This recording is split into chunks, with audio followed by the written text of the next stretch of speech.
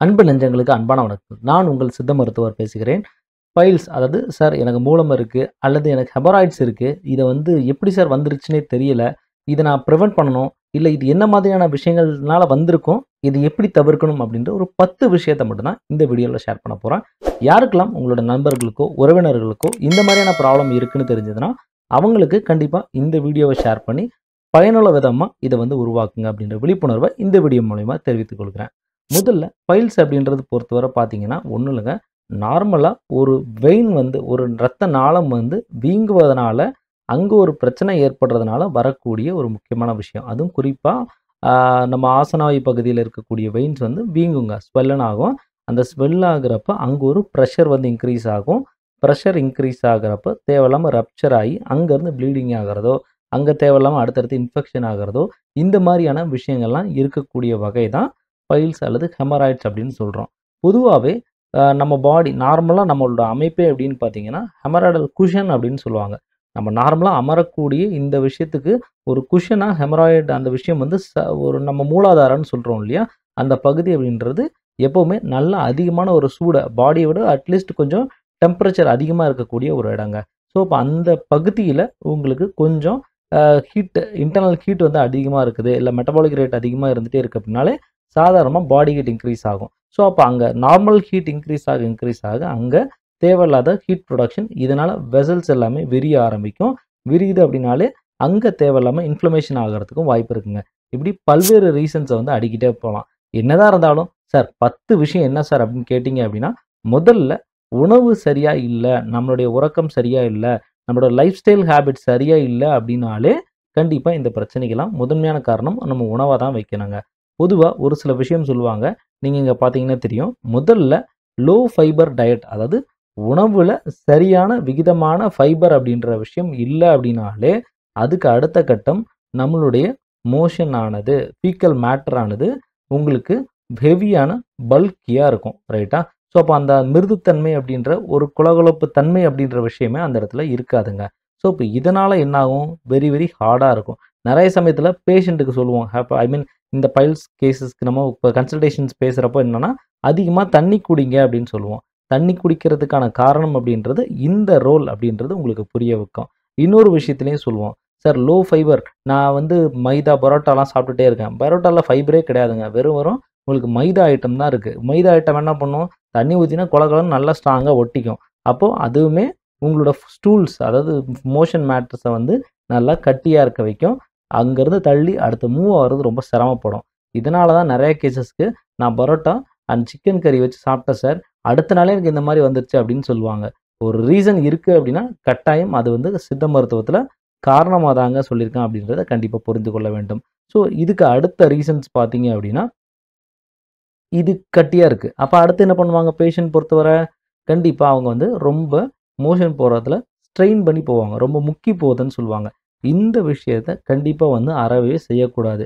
என்னதான் உங்களுக்கு கான்ஸ்டிபேஷன் இருந்தாலும், அத சரியான முறையில மருத்துவ முறைகளோ, ஏதாவது வீட்ல உள்ள முறைகளோ ஏதாவது செஞ்சு, அல்லது ஒரு நாள் விளக்கெண்ணெய் அப்படின்ற விஷயத்த ஒரு 10 எம்எல் எடுத்துக்கொள்வது, அல்லது அதையும் மீறி போனா பக்கத்துல உள்ள சித்த மருத்துவர் அணுகி அதற்கான மருத்துவ முறை எடுத்துக்கொள்வது, இந்த மாரி விஷயங்கள செஞ்சு அல்லது பழங்கள் போன்ற விஷயங்கள எடுத்துக்கொள்வது, ரசத்தாளி பழம் போன்ற விஷயங்களோ, அல்லது நல்ல கொய்யா பழங்கள் எடுக்கிறது, அப்புறம் நீர் சார்ந்த பழங்கள் எடுக்கிறது, இதெல்லாம் எடுத்தாலே கண்டிப்பா மோஷன்ஸ் கண்டிப்பா ஃப்ரீயா போகுங்க. ஏன்னா ஃபைபர் ரொம்ப அதிகமா இருக்கும். கீரை உணவுகளும் அதிகமா எடுத்துக்கலாம்.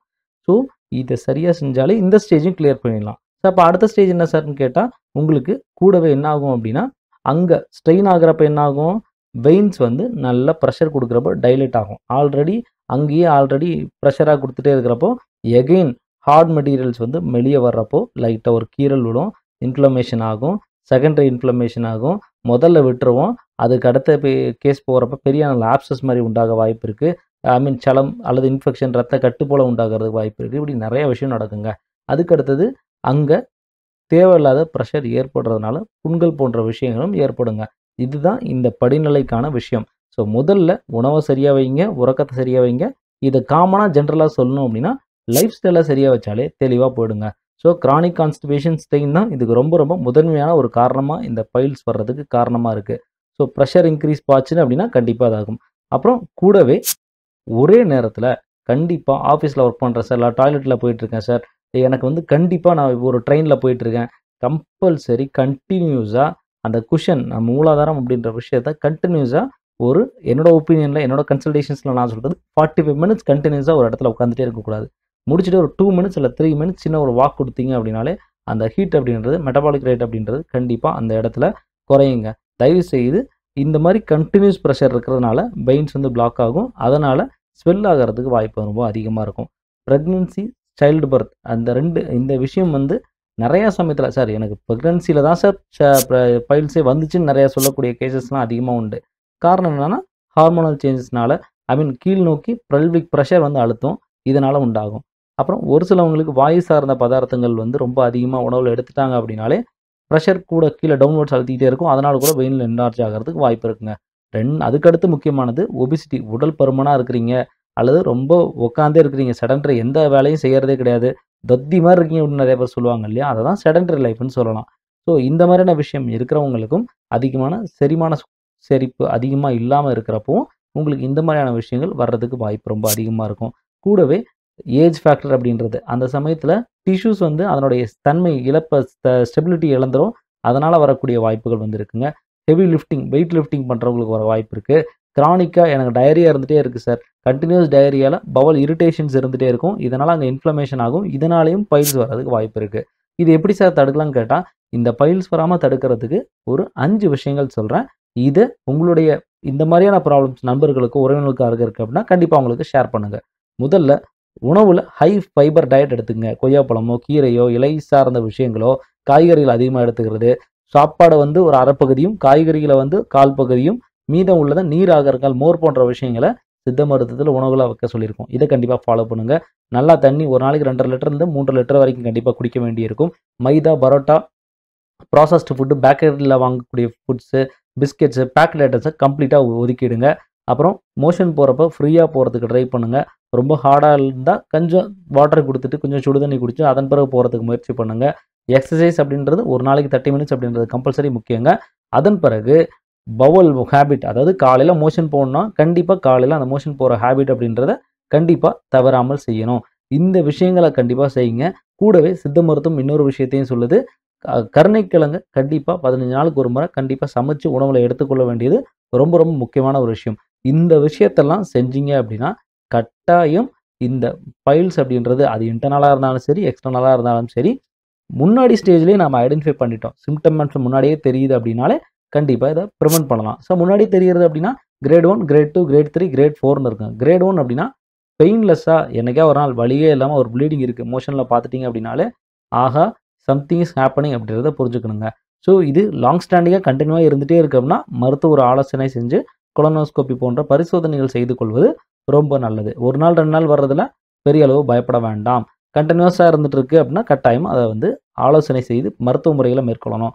கிரேட் 2 சார் மோஷன் போறப்ப சின்ன தசை போல வெளிய வருது சார். திரும்ப அது நார்மலா உள்ள போயிடுது அப்படின்னா, நீங்க கிரேட் 2ல இருக்கீங்கன்னு அர்த்தம். அதே கிரேட் 3 அப்படின்றது அந்த தசை போன்ற பகுதி வெளிய வருது சார். கன்டினியூஸா வெளிய இருந்துட்டே இருக்கு. திரும்ப அது ரிவர்ஸ் ஆகி உள்ள போல அப்படின்னா, கிரேட் 3.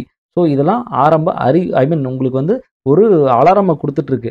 ஸோ தயவு செய்து பார்த்துக்கங்க அப்படின்னு சொல்றதுக்கான ஒரு அலார்மிங் தான்.